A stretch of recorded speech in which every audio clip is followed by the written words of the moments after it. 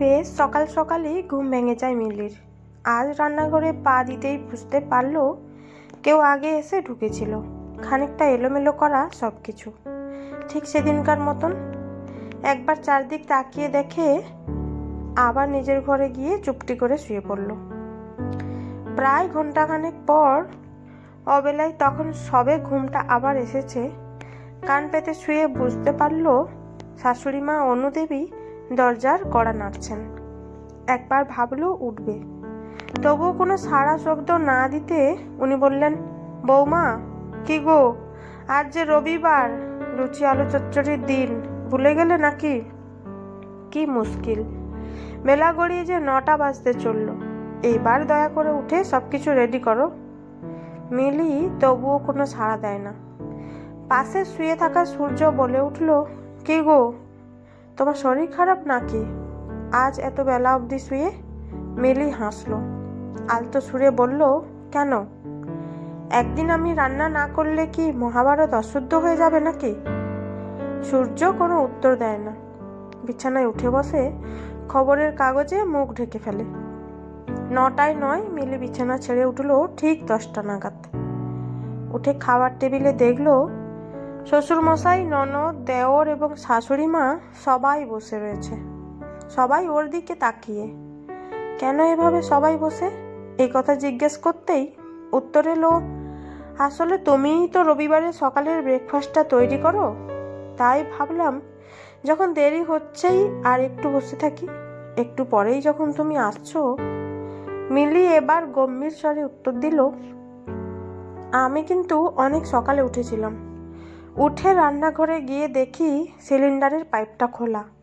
সবাই একসাথে চমকে উঠতেই মিলি বলল, রান্নাঘরের চাবি আমার কাছে একটা আর মার কাছে একটা থাকে, তাহলে ধরেই নিতে পারি এই কাজ। অনুদেবী উত্তেজিত হয়ে পড়লেন, চিৎকার করে উঠে বললেন, তুমি স্পষ্ট করে কি বলতে চাইছো বলো তো? তুমি কি এই কাজ আমি করেছি বলতে চাইছো? মিলি উত্তর দেয়, আমি তো আপনার কথা বলিনি, আমি শুধু এই কথাই বলতে চাইছিলাম আমি গ্যাস অন করলেই হয়তো। অনুদেবীও ছাড়বার পাত্রী নন। তিনি ক্রমাগত বলতে লাগলেন, বৌমা, তুমি কিন্তু সবার সামনে আমাকে অপদস্থ করবার চেষ্টা করছো। নিজে রান্নাবান্না করো বলে কি সবার মাথা কিনে নিয়েছো নাকি? মিলি হেসে বলে, ঠিক বলেছেন, এইখানেই তো সমস্যা। আমি রান্নাঘরের দায়িত্বে আসার পর সবাই যেহেতু আমার প্রশংসা করে, আপনার তাতেই অসুবিধা। মনে পড়ে গেল মাসে আপনি পায়েসের হাঁড়িতে 2 গ্লাস জল ঢেলে দিয়েছিলেন এবং নিজেই বলেছিলেন পায়েসটা কেমন যেন পাতলা হয়ে গেছে, ভালো লাগছে না খেতে।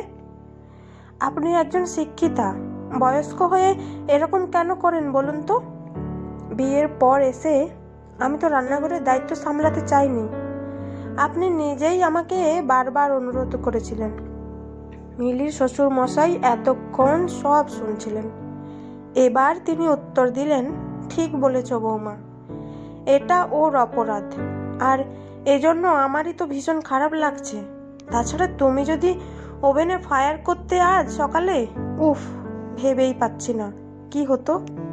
সত্যি ভগবান আমাদের বাঁচিয়ে দিয়েছেন। কিছুটা দূরে রাখা ল্যান্ডফোনটা বেজে ওঠে। সবাই স্ট্যাচুর মতন বসে থাকায় মিলে গিয়েই ফোনটা তুলতে ওপাশ থেকে মামা শ্বশুরের ফোন। উনি জিজ্ঞেস করলেন, কে? বৌমা, কে গো, তোমার নাকি খুব জ্বর? মিলি অবাক হয়ে জিজ্ঞেস করলো, মামা, কে বলেছে আমার জ্বর? একটা হতাশজনক শব্দ করে তিনি উত্তর দিলেন, সে কি, আসলে আজ বিকেলে আমাদের বাড়িতে একটা পুজোর অনুষ্ঠান ছিল। দিদি বলল, ঠিক আছে আমরা তো যাব, কিন্তু বৌমা তো যেতে পারবে না, ওর ভীষণ জ্বর এসেছে। তাছাড়া ফাঁকা বাড়িতে তো একজনকে থাকতে হবে। মিলি কিছু বলতে পারে না, কিন্তু বাড়ির সবাইকে বোঝাতে সক্ষম হয় আসলে ব্যাপারটা কি হয়েছে। অনুদেবী উত্তেজিত হয়ে পড়েন, এবার চিৎকার করে উঠলেন, তাহলে বৌমা সব দোষ তো আমার?